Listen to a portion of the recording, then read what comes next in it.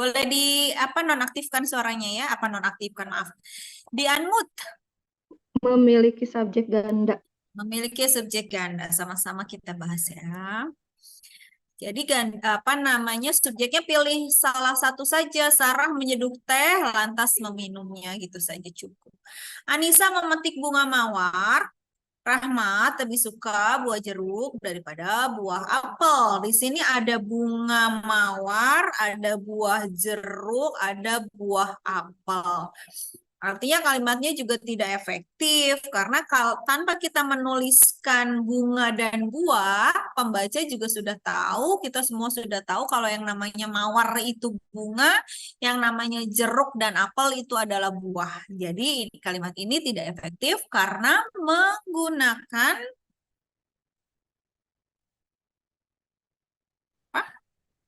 hipernim. Jadi pilih saja hiponim. Hipernim itu nama umum, apa kata umum.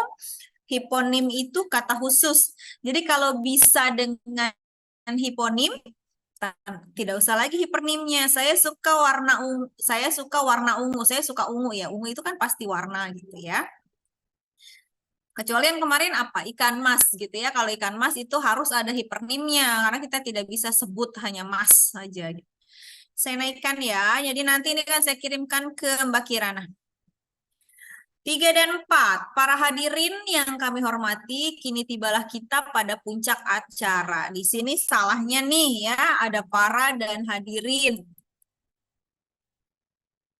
Para sudah menyatakan banyak, hadirin juga banyak. Jadi kita pilih saja salah satunya yang berterima ya. Jadi kalau mau membuang dilihat-lihat dulu kira-kira kalimatnya aneh tidak gitu ya. Jadi harus dipilih yang berterima kalimatnya. Lalu ada kini tibalah kita. Kini tibalah kita ya, kini sampailah sama ya. Nah, ini salah satunya harus kita buang. Jadi yang mana jawabannya? Yang D bukan Bu. Yang D, hadirin yang kami hormati, tibalah kita ya. Jadi memang tidak perlu lagi pakai kini karena tibanya ya sekarang gitu ya. Berikutnya nomor 4, yang efektif. Sama seperti yang di atas nih, para itu sudah menyatakan banyak, ibu-ibu juga banyak, maka kita tidak perlu lagi tulis para ibu-ibu. Ya. Lalu yang B, di dalam tubuhnya terdapat banyak virus yang membahayakan. Jangan lupa kita tidak boleh meletakkan preposisi kalau fungsinya bukan keterangan. Ya, karena apa? Karena nanti akan membuat kalimatnya tidak punya subjek. Ya, kalau kalimatnya tidak punya subjek, maka kalimatnya jadi tidak efektif. Nah, ya. Jadi kita tidak boleh meletakkan preposisi di dalam ini di depan. Kecuali dia fungsinya adalah keterangan. Ya, sama seperti yang D. Bagi siswa yang mengisi, bagi itu adalah preposisi. Kalau ada kata bagi siswa, berarti nanti dia fungsinya jadi keterangan dan tidak punya subjek lagi. Kira-kira jadi jawabannya yang C atau yang E? Yang C, Bu. Yang C ya, karena yang ini kita sudah sepakati kemarin yang punya HP harus dimatikan berarti orangnya yang dimatikan ya. Ini tidak punya subjek juga. Atau subjeknya rancu gitu. Oke, nomor 5. Ini ada kita ke paragraf ya. Paragraf ini terdiri dari 6 kalimat, tapi di kalimat ketiganya tidak punya kaitan dengan kalimat-kalimat yang lain begitu ya, karena kalimat yang lain punya ide pokok tentang kesuksesan Jawa Tengah dalam final kejurnas tinju amatir. Sedangkan kalimat ketiga ini tiba-tiba bicara tentang lokasi. Walaupun sama-sama, bukan ada kaitannya Bu, dia bicara soal Semarang tadi. Ya, tapi ini tidak ada hubungannya, maka ya kita sebut kalimat sumbang karena tidak membentuk sebuah apa dalam paragraf. Syarat paragraf kan 2 ya, punya kepaduan dan kesatuan. Kalau ini tidak masuk ke dalam apa kategorinya? Kesatuan paragraf. Ya, kesatuan karena tidak membentuk satu kesatuan ide pokok begitu. Nah, sekarang yang kedua nih, kepaduan. Kepaduan paragraf itu bisa kita lihat atau bisa kita tandai dengan konjungsi antar kalimat, lalu kata kunci ya, mengulang beberapa kata begitu ya, atau kata ganti. Kata gantinya bisa kata ganti orang, bisa kata ganti tunjuk. Nah, di nomor 6 ini yang ditanyakan adalah konjungsi. Nah, berarti kita cari nih yang di depan-depan itu mana yang ada konjungsi gitu ya. Di sini nomor 1 kesehatan. Oh, bukan konjungsi. Yang kedua olahraga. Oh, bukan konjungsi. Hal ini kata tunjuk. Berarti bukan itu yang dimaksud. Ketika, oh iya ketika ini konjungsi nih. Oke, lanjut. Zat makanan bukan konjungsi. Oleh karena itu konjungsi juga, Bu. Berarti jawabannya 2 dong. Nah, kita sudah bahas nih di PPT.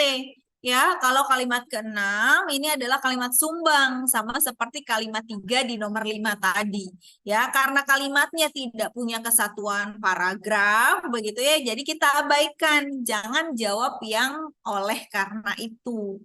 Ya, karena oleh karena itu kalimatnya sumbang. Jadi kita jawabnya konjungsi ketika, karena kalimatnya itu membentuk kesatuan dan kepaduan paragraf gitu ya. Kalau hanya membaca, cari aja yang konjungsi gitu, mungkin kita jawabnya bisa jadi nomor 6 gitu ya. Tapi kalau kita baca dari awal sampai akhir, salah kalimatnya. Nah, kita masuk ke paragraf berdasarkan letak kalimat utama. Jadi paragraf itu bisa kita lihat berdasarkan 3 ya, letak kalimat utama, jenis paragraf, dan pola pengembangan. Nah, untuk soal nomor 7, ini diminta untuk mencari letak kalimat utama. Nah, letak kalimat utama itu kan kalau tidak di awal, di akhir, awal dan akhir, atau tidak punya kalimat utama. Ya, kalau paragrafnya adalah paragraf yang berisi fakta, ya, ada datanya benar-benar terjadi dan bukan fiksi seperti cerpen atau novel, kemungkinan besar tidak akan jadi paragraf deskriptif. Ya, kemungkinan besar ya 99% gitu tidak akan pasti memiliki kalimat utama maksudnya. Ya, pasti ada kalimat utamanya. Jadi, kita abaikan yang deskriptif, kita lihat antara deduktif, induktif, atau campuran. Ya, kita lihat nih. Indonesia adalah salah satu negara penghasil kayu. Atau, kita lihat yang terakhirnya, permintaan kayu jati terus meningkat untuk produksi di luar negeri. Kira-kira dari 2 kalimat ini, mana yang kalimat utama? Indonesia adalah salah satu negara penghasil kayu, bukan, Bu? Ya, karena kalimat yang terakhirnya itu adalah penjelasan dari kalimat-kalimat sebelumnya. Makanya ini kalimatnya di awal, di depan, atau deduktif. Ya. Berikutnya nomor 8. Ini yang dicari adalah pola pengembangan. Pola pengembangan artinya kita lihat berdasarkan isinya nih. Ya, kesehatan dan daya tahan tubuh dipengaruhi oleh pola olahraga. Olahraga yang teratur dapat meningkatkan kesehatan dan daya tahan tubuh. Hal ini sangat mungkin terjadi karena olahraga adalah aktivitas yang dapat melancarkan proses metabolisme dalam tubuh. Ketika proses metabolisme dalam tubuh berjalan dengan lancar, maka semua zat dari makanan yang dikonsumsi dapat diserap dengan baik. Zat makanan yang diserap oleh tubuh ini kemudian akan menjadi nutrisi bagi organ tubuh. Nah, sebenarnya kalau mau ditanya, Bu, ini sama ya, Bu ya? Sama dengan letak kalimat utama, iya. Kalau versi letak kalimat utama namanya deduktif. Tapi kalau untuk pola pengembangan namanya umum khusus. Jadi yang umum itu adalah kalimat utama. Yang khusus itu kalimat penjelas. Ini nanti saya jelaskan kembali di uraian ya. Karena akan kita jawab berdasarkan tiga. Ada. Ya. Nah, sekarang kita menuju ke membaca. Nah, membaca, memulai tahapan membaca dengan membaca prediksi-prediksi, hipotesis, dugaan berkenaan dengan apa yang mungkin ada dalam bacaan. Ya, bermodalkan pengetahuan tentang isi dan bahasa yang dimiliki. Jadi, kita mulai dari prediksi, hipotesis, dugaan itu adanya di kepala nih, adanya di otak. Otak adanya di atas, baru kemudian kebacaan. Jadi dari atas ke bawah, maka strateginya namanya strategi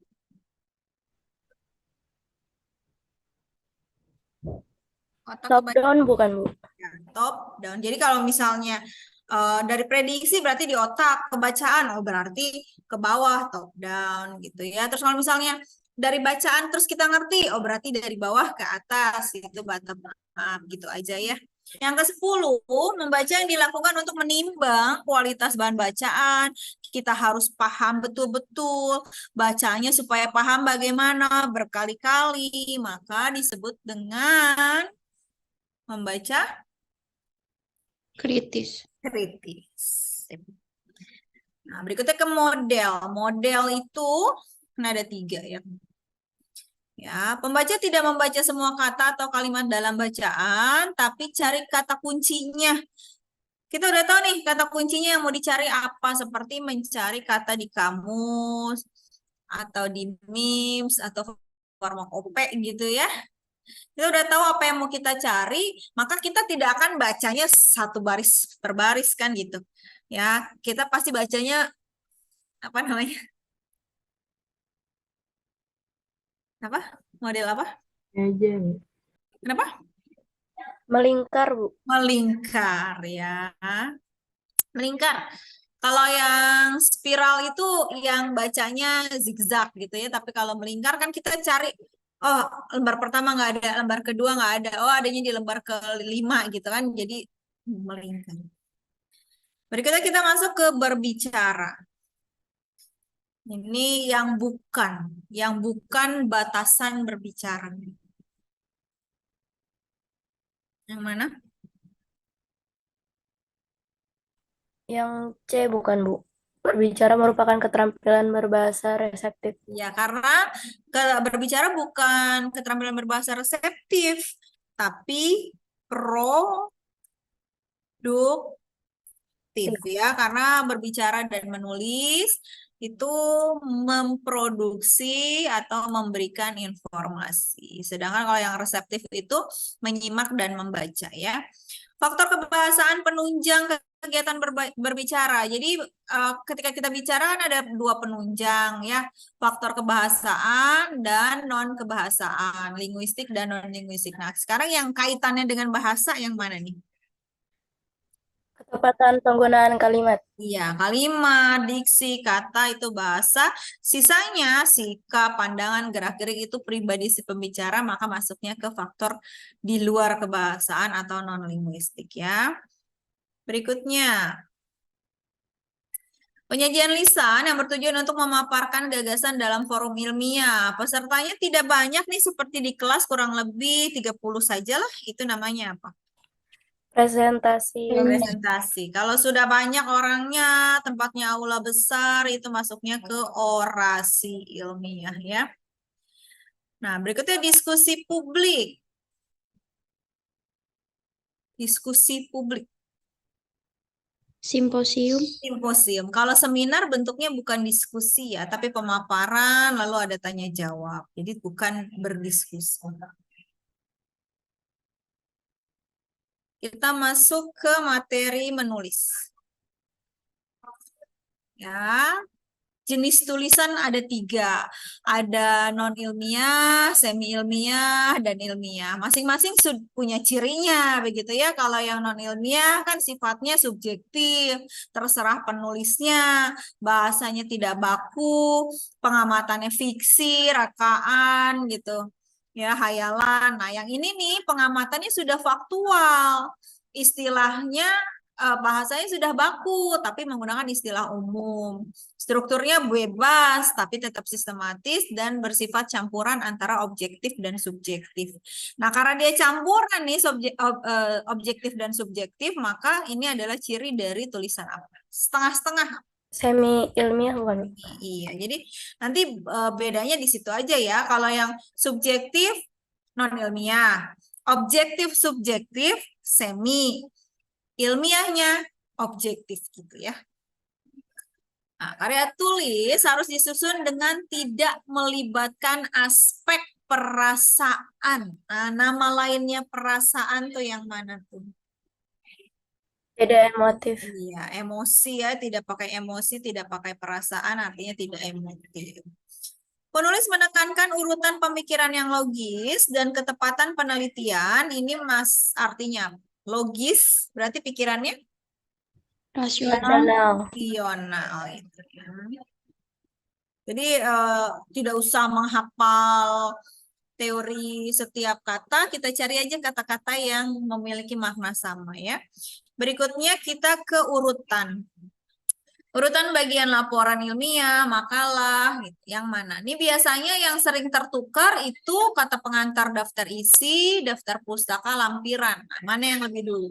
Yang A, Bu. Yang judul, kata pengantar, daftar isi, pendahuluan, isi, penutup, daftar pustaka, terus terakhir lampiran. Jadi kadang-kadang kata pengantar sama daftar isi itu suka kebalik gitu ya, suka terbalik duluan lebih dulu daftar isi, padahal harusnya kata pengantar dulu. Untuk daftar pustaka dan lampiran juga seperti itu ya, kita mulai dari daftar pustaka dulu, lampirannya terakhir. Nah, nanti kan judul kalian bentuknya adalah besar kecil. Nah, yang mana nih? Besar kecil tapi tidak untuk preposisi dan konjungsi. Yang D bukan, Bu? Iya. Jadi untuknya ini kecil ya, yang lainnya menggali MI besar, potensi diri, PD-nya besar, meningkatkan kepercayaan dirinya juga awal-awalnya besar. Jadi untuk, tentang, dalam, daripada itu semuanya harus kecil. Untuk uraian, saya akan berikan paragraf dan saya minta untuk dituliskan ya berdasarkan jenis paragrafnya, ya, letak kalimat utama dan pola pengembangan. Nah, seperti ini nih. Ya. Jadi 3. Jawabannya harus 3. Kalimat utama, jenis, dan pola. Dilihat apa saja yang termasuk nanti di PPT ya. Sekarang kita lihat nih, kalimat utamanya kok campuran, Bu? Bener nggak? Coba ya. Kalimat pertamanya, beras organik lebih menguntungkan daripada beras non-organik. Kalimat terakhirnya, tidak sama persis, tapi maksudnya sama. Berawal dari sebuah opini ya yang menyatakan bahwa beras organik lebih menguntungkan daripada beras. Sebentar.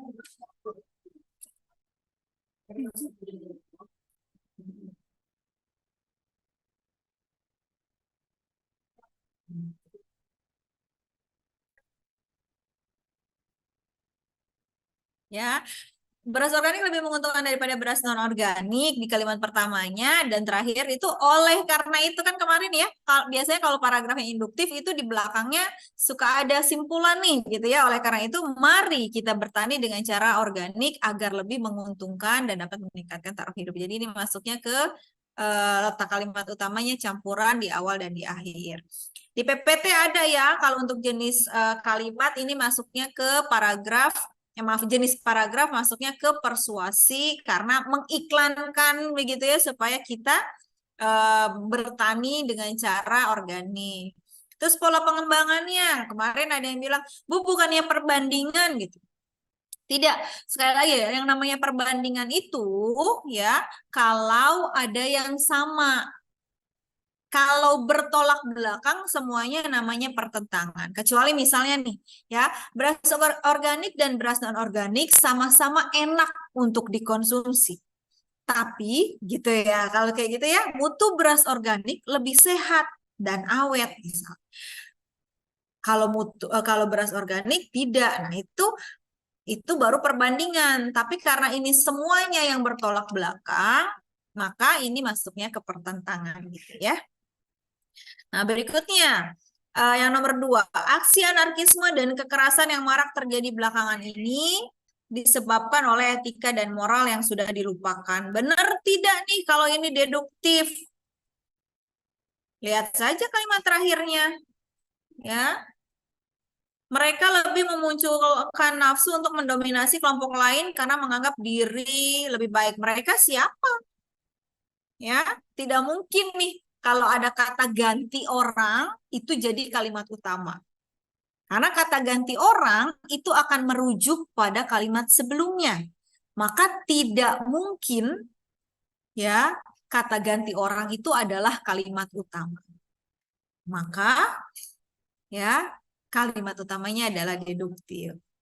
Jenisnya kalau hanya informasi saja itu namanya eksposisi. Ya. Terus kemarin sudah bahas kalau pola pengembangan karena ada disebabkan ini, maka pola pengembangannya adalah akibat sebab ya. Apa akibatnya? Aksi anarkisme dan kekerasan marak terjadi belakangan ini. Apa penyebabnya? Etika dan moral yang sudah dilupakan. Gitu ya. Jadi sekali lagi nanti jawab soalnya itu 3. Paragraf dilihat dari kalimat utama, ya, dari jenis, dan dari pola pengembangan. Satu lagi. Ya, ini juga deduktif. Sama dengan yang di atas ya. Karena di bawahnya itu permintaan kayu jati bukan kalimat utama. Seperti biasa ya kalau ada data, tadi seperti saya katakan kalau ada data ini eksposisi, informasi, eksposisi. Ini masuknya pola pengembangannya contoh. Bu, boleh nggak Bu? Misalnya saya jawab nih Bu ya, yang nomor 2 sama 3 nih, kan kalimat utamanya deduktif. Terus pola pengembangannya berarti umum khusus. Ya, kan kalau deduktif itu sama dengan umum khusus, Bu. Udahlah saya jawab aja kalau deduktif pasti umum khusus. Tidak, ya mungkin betul memang itu umum khusus juga, tapi kita lihat paragraf ini apakah menggunakan pola umum khusus atau ada yang lain gitu. Ya, seperti yang ini nih, aksi anarkisme dan kekerasan yang marak terjadi belakangan ini disebabkan. Wah, kalau sudah pakai disebabkan ini bukan lagi umum khusus karena mencari penyebab. Maka namanya polanya adalah akibat sebab. Yang ini dikasih contoh ekspor kayu unggulan, kayu jati dan sebagainya. Maka dilatar belakangi paragraf ini dengan contoh ya, bukan umum khusus. Apakah saya akan betulkan? Tidak. Ya, jadi walaupun memang deduktif itu nama lainnya adalah umum khusus, tapi kalau ada ya, kalau ada lagi yang lebih melatar belakangi sebuah paragraf, maka yang diminta adalah itu. Ya.